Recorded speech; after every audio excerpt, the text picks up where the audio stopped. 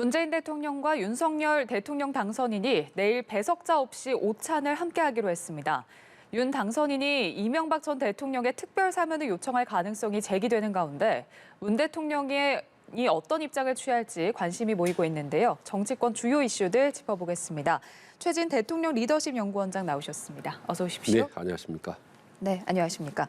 자, 일단 내일 있을 문재인 대통령과 윤석열 당선인의 만남. 그러니까 지난 2020년 이후 약 1년 9개월여 만에 만나는 건데 아무래도 이제 배석자 없는 독대 오찬이다 보니까 좀 허심탄회한 대화가 오고 갈 거로 예상이 되고 있거든요. 어떻게 보시는지요? 네, 그럴 것 같습니다. 일단 3월 9일 대선 이후에 10일 이내에 두 사람이 만나면 사이가 좋은 거고, 만약 10일 넘어가면 이거는 상당히 관계가 안 좋을 것이다라고 예상을 했는데 6일 만에 만났지 않습니까? 네. 그러니까 두 사람이 그렇게 보이지 않는 관계도 껄끄러운 건 아니다. 다만 정권 초기에는 정말 적폐청산으로서 좋은 인연이었다가 집권 중반기에 넘어가면서 이제 조국 사태를 거치면서 악연으로 이제 변했지 않습니까? 그리고 지금 어떻게 보면 기가 막힌 악연이 이제 돼버린 셈인데 어쨌든 전현직 대통령으로서 이제 원활하게 국정을 이제 이양을 해야 하기 때문에 아마 허심탄회하게 얘기를 나누지 않을까라고 생각을 합니다. 그리고 과거에 제가 알기로 단 둘이 배석자 없이 만난 경우는 처음입니다. 그래서 아마 최근 들어서 문제가 되고 있는 여러 가지 공공기관 인사에 대해 좀 중단해달라든지 이런 민감한 부분까지 허심탄회하게, 그 대북 문제까지 서로 아마 허심탄회하게 주고받을 거라고 생각을 합니다. 네, 말씀하신 대로 뭐 정권 인수, 인계 방안, 뭐 또 코로나19 등 이제 국정 전반에 대한 그런 이야기가 의견 교환이 있을 것으로 보이는데, 근데 지금 이 자리에서 윤 당선인이 이명박 전 대통령의 특별 사면을 건의할 것으로 전해지거든요. 문재인 대통령이 어떤 입장을 보일 거라고 보시는지요? 지금 그냥 받아들일 때가 됐고 또 그렇게 하리라고 봅니다. 지금 어떻게 보면 경선과 대선 전부터 윤석열 당선인은 이제 박근혜 이명박 전 대통령 사면하는 게 더 낫겠다라는 입장을 피력했기 때문에 그 의지가 이제 상당히 강한 것 같고요. 그리고 물러나는 문재인 대통령 입장에서는 굳이 거부할 필요는 이유가 없다고 봅니다. 왜냐하면 워낙 또 이명박 대통령 오랫동안 영어 몸이 있었고 고생을 했기 때문에 아마 지금 예측으로는 석가탄신일 즈음으로 보는데요. 근데 양력으로는 지금 5월 8일인데요. 아마 예측이 4월 말 5월 초쯤이면 특별 사면 형태로 아마 나오지 않을까 그렇게 예상을 합니다. 네, 다음 달 말이나 5월 초 여기에 이제 이 전 대통령이 포함이 될 가능성이 있는 것인지 민주당 내에서도 지금 사면을 해야 한다 이런 목소리가 나오고 있거든요. 이유는 뭐라고 보시는지요? 그러니까 전직 대통령 2명이 오랜 동안 3년 이상 4년 넘게 함께 감옥에 있었다라는 건 정말 국제적으로도 아주 수치스러운 일이죠. 다행히 이제 박근혜 대통령이 최근에 나왔기 때문에 이명박 대통령 더 이상 있을 필요가 없다. 이게 나와주는 것이 지금 민주당 정부에서도 통합의 면을 보여주는 거고 새롭게 출범하는 윤석열 정부의 어떤 통합 기류에 함께한다라는 그런 모습을 보여주기 때문에 뭐 거절할 필요가 없다고 보는 거고 또 우리 합류로 그 대세도 그렇게 가는 것 같습니다. 알겠습니다. 지금 문재인 대통령도 5년 임기를 이제 마무리하는 그런 준비를 하고 있을 텐데 어제 청와대 수석 보좌관 회의에서 사상 유례 없이 치열한 경쟁 속에 갈등이 많았던 선거였고 역대 가장 적은 표차로 당락이 결정됐다.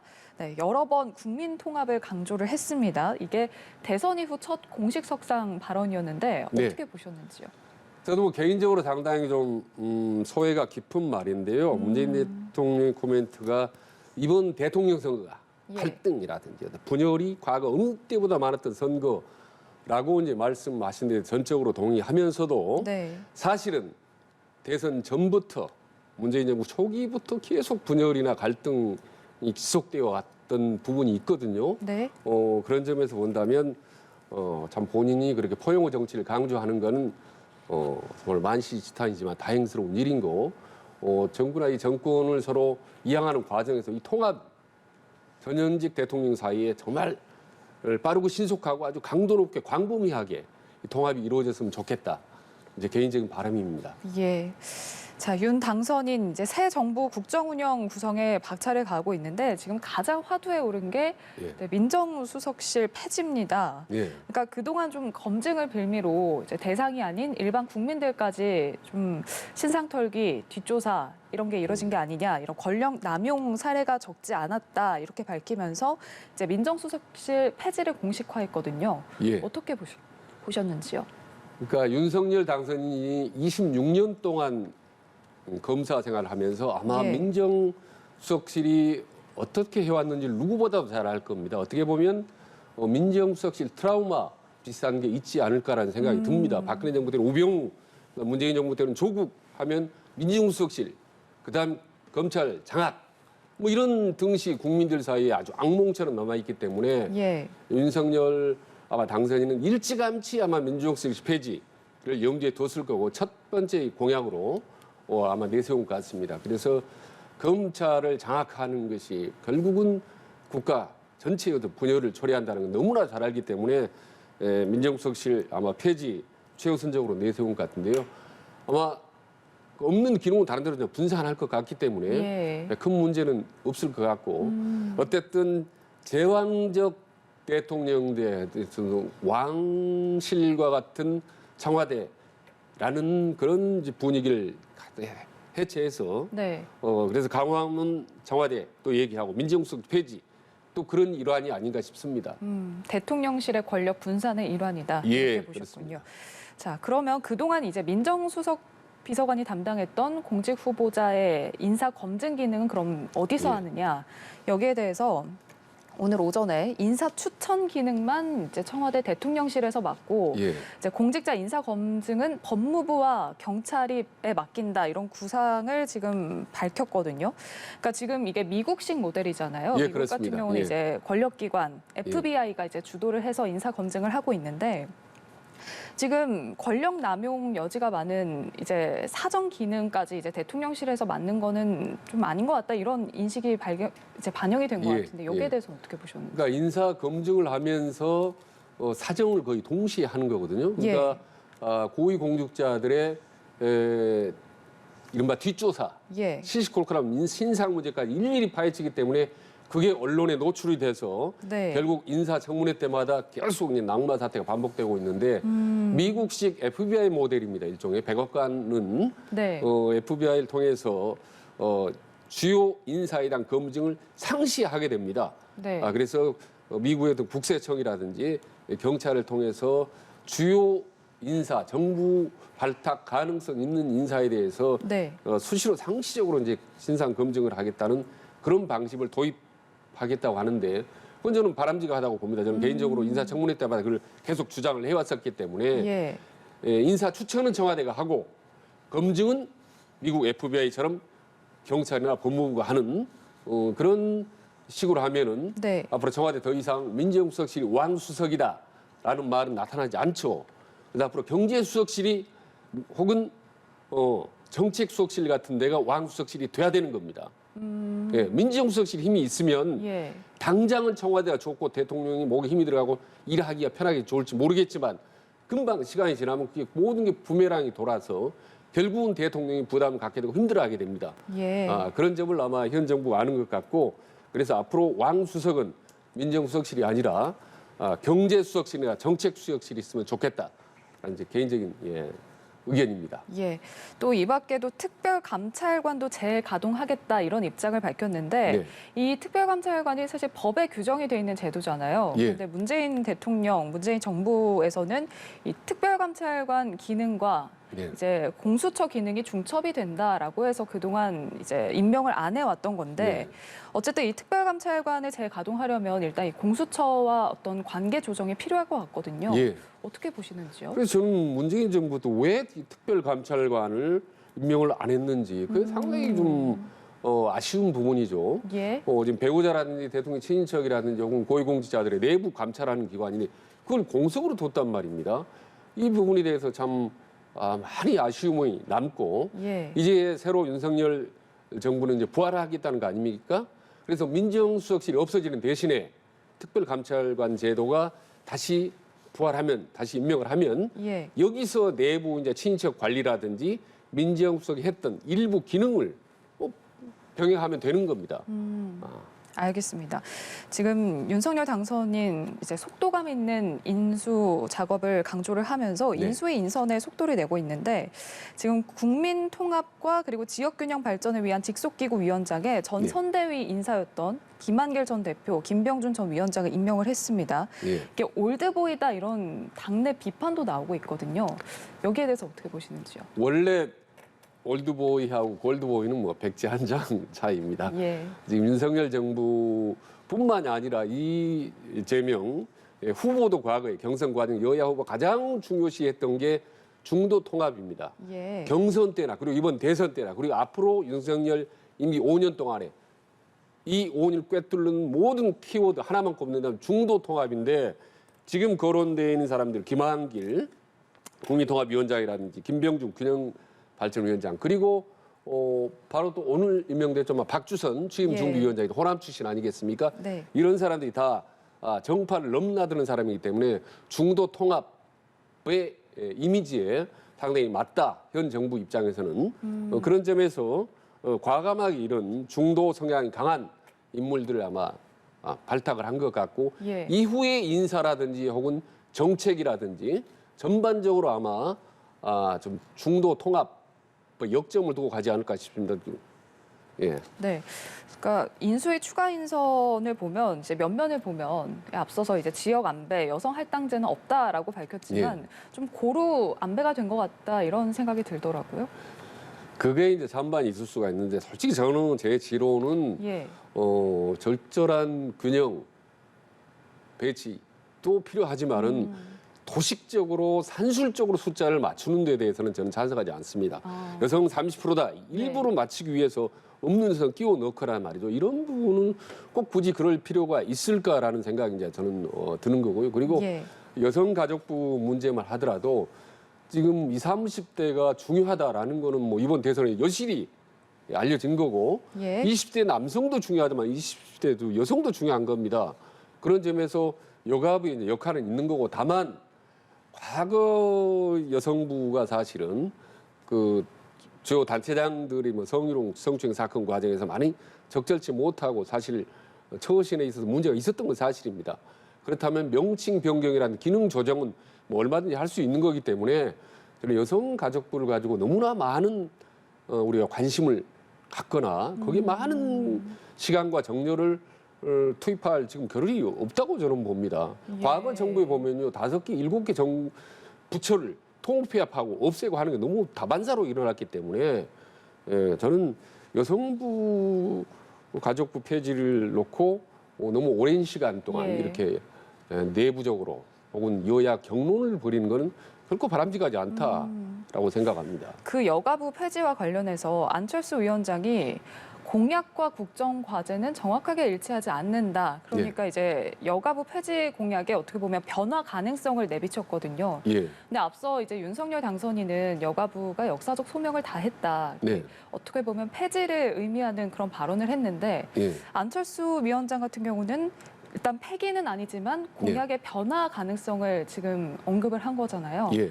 의견 차가 있는 것 같은데 어떻게 보시는지요? 그럼 만약에 말이죠 여성가족부 기능을 대부분 남겨놓고 명칭만 양성평등으로 바꿨다라고 가정을 할 경우에 예. 그럼 그건 여성가족부를 폐지한 겁니까 아닌 겁니까? 그 경계에서 애매모호하다고 봅니다. 그래서 어차피 아마 명칭 변경은 불가피할 것 같고 예. 내부 역할도 뭐 적절하게 조정을 하면 되지 않을까라고 생각합니다. 저는 이게 크게 어려운 문제가 아니라고 봅니다. 왜냐하면 윤석열 정부도 20대, 30대 여성의 중요성을 누구보다 더 많이 알고 또 이번 대선 때 많이 지지를 해왔거든요. 예. 그리고 앞으로 지방선거도 또 있기 때문에 20대, 30대 여성, 남성 절대 무시할 수 없죠. 그렇다면 어떤 형태로든지 좀 자연스럽게 여성가족부의 새로운 형태, 좀 저렇게 조정이 될 거기 때문에 그 폐지냐 존치냐가 크게 저는 문제될 필요는 없다고 봅니다. 네. 폐지는 아니지만 그래도 어느 정도 이제 수정 보완의 가능성은 충분하다 이렇게 보시는 거죠. 예, 그렇습니다. 충분히 네. 기능 조정이 좀 필요하고 또 그렇게 될 거라고 봅니다. 안철수 위원장이 이제 지금 초대 국무총리로 좀 유력한 후보 중에 한 예. 명으로 떠오르고 있는데 지금 관련 질문에 대해서 맡은 일에 집중하자는 생각밖에 없다 이렇게 예. 좀 선을 그었거든요. 예. 안 위원장 어떤 생각일까요? 지금 이제 너무 당연한 말씀인데 지금 사람들이 3월 9일 대선이기 때문에 당장 내일 모레 취임식하고 새로운 정부가 출범할 것 같은데요. 사실은 취임식 5월 10일입니다. 예. 그러니까 2달 남아 달. 있습니다. 2달 동안 인수위가 많은 일을 해야 되는 겁니다. 정부 조직 개편이라든지 정책 변경이라든지 공약 정부하면서 많은 일을 해야 되기 때문에 이 일을 하기에도 좀 벅찬 단계입니다. 아직 인수위까지 아직 발표를 하지 않았 단계거든요. 예. 그리고 총리 문제는 어떻게 보면은 지금 4월 말이나 든지 그때 가서 해도 전혀 늦지 않은 문제입니다. 그런데 권력이 어떻게 보면 정부 2인자인 국무총리 문제에 대해서 예. 그 누가 이렇게 쉽게 뭐 이러쿵 저러쿵 뭐 이 사람들 하마평 얘기하는 거는 바람직하지 않고 내부 파워 게임이 일어날 가능성이 높기 때문에 네. 사실 그냥 이거는 조용히 침묵을 지키고 새로운 당선자한테 맡기는 게 그에 저는 순리라고 봅니다. 그 5월까지는 그래도 어느 정도 선을 두는 게 맞다 이렇게 보시는 거죠. 예, 그렇습니다. 네. 예. 근데 이제 안 위원장 같은 경우는 이제 총리직을 하려면 지금 예. 가지고 있는 안랩 주식을 백지 신탁을 해야 되잖아요. 예. 이 부분도 고려를 하고 있지 않을까요? 근데 본인이 지난 5년 전에 대선에도 출마를 했고 또 이번에도 사실상 완주를 한 거나 다름없기 때문에 예. 그 과정에서 본인의 안랩 이런 부분들은 충분히 검토하지 않았겠습니까? 이제 다만 액수가 좀 이제 많아서 예. 이 부분을 어떻게 처리할까 이제 뭐 고민될 수도 있지만은 저는 이 안랩의 이런 이 백지 신탁 문제 때문에 본인이 뭐 총리 할 걸 안 한다든지 본인의 큰 거취가 예. 흔들릴 거라고는 저는 보지는 않습니다. 알겠습니다. 민주당 이야기도 해보겠습니다. 비대위를 가동을 했는데 지금 예. 네 분도 격화를 하고 있거든요. 예. 민주당 내에서 이재명 전 지사가 좀 필두에 나서야 한다, 예. 앞장서야 한다 이런 의견이 나오고 있는데 여기에 대해서는 어떻게 보시는지요? 지금 민주당의 기류는 두 가지 기류인 것 같습니다. 하나는 내부 반성하고 쇄신하자라는 예. 기류하고 같은 듯 다른 기류는 자 빨리 6월 1일 지방선거 대비하자, 공격적인 면모를 갖추자라는 두 갈래인데요. 예. 후자 쪽이 가능한 이제 이재명 후보를 전면에 빨리 내세워서 우리가 지방선거 때 다시 우리가 만회를 해야 되냐라는 생각인데 예. 저는 좀 생각이 다릅니다. 원래 동서고금을 막론하고 특히 대한민국에서는 대통령 선거에서 0.001% 진 겁니다. 패배한 겁니다. 국민이 심판을 받은 거기 때문에 단지 그게 한 달이든 두 달이든 간에 아주 낮은 자세고 반성하고 황골 탈 때 뼈를 도려내는 그런 자성, 성찰의 모습을 보여주면 그때 기회가 주는 겁니다. 국민들께서 혹은 민주당 지지를 해서 자 이재명 다시 불러내라라든지 민주당 다시 이번 지방선거 힘을 주겠다라고 힘을 주는 겁니다. 근데 지금 대선 3월 9일 날인데 며칠 지났습니까? 6일 일주일도 지나지 않았는데 다시 뭔가 해보겠다고 몸부림치는 모습을 보여주면 예. 국민들이 다시 화나고 짜증을 낼 수가 있거든요. 이 부분에 대해서 반성과 처절한 자기 쇄신 이게 더 먼저다라는 부분은 민주당이 아마 상당히 뼈아프게 좀 인식을 해야 되지 않을까 생각이 듭니다. 그동안의 대선 후보들은 이제 대통령 선거가 끝난 뒤에 대부분 이제 휴식기를 가졌던 거죠. 예, 그렇습니다. 예, 보통 해외로 나갔죠. 미국으로 예. 가거나 영국으로 가거나 해외로 가는 것이 일단은 국민들로부터 좀 아쉬움도 남겨두고 그리움도 남겨두고 하는 점에서 이제 좀 바람직하죠. 근데 다만 이번 같은 경우는 이제 바로 5월 10일 날 취임식을 한 지 20일 만에 6월 1일 지방선거가 있기 때문에 예. 자꾸 이 선거의 유혹에 민주당이 좀 자꾸 거의 휘둘리는 건데요. 6월 1일 지방선거까지 짧지만 또 결코 짧지 않은 긴 세월입니다. 2달 동안에. 예. 이달 동안에 더 좀 낯선 모습을 보여주고 과감하게 대선 전과 이후는 민주당이 정말 달라졌네라는 모습을 보여줘야 되는 건데 최근 들어 비상대책이나 이런 부분에 대해서는 과연 이게 잘 잘 되는 건지 그리고 지금 내부에서 직원 쓴소리를 하는 사람에게 뭐 배신자다라고 공격을 하거나 예. 그리고 젖잘싸라는 졌지만 잘 싸웠다라는 말이 나오는 거는 민주당을 위해서 지방선거 전략적으로 저는 바람직하지 않다고 생각하는 사람들입니다. 예, 아주 알겠습니다. 처절하게 우리는 졌다라는 거 정말 뼈아픈 고통을 느끼고 있다라는 모습을 최대한 많이 국민들에게 보여줘야 예. 민주당에 대해 떠났던 민심이 다시 되돌아올 수가 있는 겁니다. 알겠습니다. 지금 민주당 26살 N번방 추적단 불꽃 활동가 출신이죠. 박지원 씨를 윤호중 원내대표와 이제 공동으로 비대위원장에 임명을 했는데 지금 이준석 국민의힘 대표의 대항마로 떠오르고 있습니다. 예. 네, 그런데 이제 한편으로는 지방선거를 앞두고 과연 이제 경륜이 없다 보니까 당을 잘 이끌 수 있을지 이런 걱정 어린 그런 우려의 시선도 있는데 어떻게 보시는지요? 그러니까 박지원 씨가 대선 막판에 민주당의 20, 30대 여성표가 몰려가는데 상당히 역할을 했다. 예. 고 해서 지금 비대위의 공동 위원장권 임명을 했지 않습니까? 그런데 저는 일단 비대위의 핵심 멤버에 배치하는 거는 선거 전략상 필요하다고 보는 겁니다. 그런데 공동 위원장으로까지 전면에 내세울 필요가 있을까라는 생각이 들고요. 과거에 이준석도 비대위원이었습니다. 비대위원장이 아니고 예.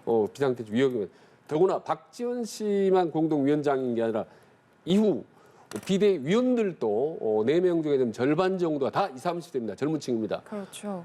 그래서 젊은 층, 20, 30대 MZ세대 중도층의 표가 중요하다는 걸 인정을 하지만 그게 다는 아니거든요. 그건 일부분입니다. 예. 그런데 모든 선거 비대위의 전면적인 차지를 이렇게 20, 30대 젊은 층으로 했을 경우에 과연 이게 올바른 선거 전략인가라는 부분에 대해서 제가 아는 민주당 내부에서도 상당히 우려 목소리가 많이 나오고 있습니다. 예. 그래서 지금 이 체제, 이 젊은 체제와 윤호중 체제로 과연 비대위가 성공적으로 갈 수 있을지 지금 김두관 의원이라든지 여러 가지 노웅래 의원이라든지 반발을 세게 하고 있거든요. 예. 이견을 제시하고 있는데 이게 순탄하게 갈지 설령 이 고비를 넘어간다 하더라도 6월 지방선거 때 과연 국민들로부터 말하자면 중도층으로부터 또다시 많은 지지를 받을 수 있을 건지 나는 그게 좀 의심스럽습니다. 그래서 저는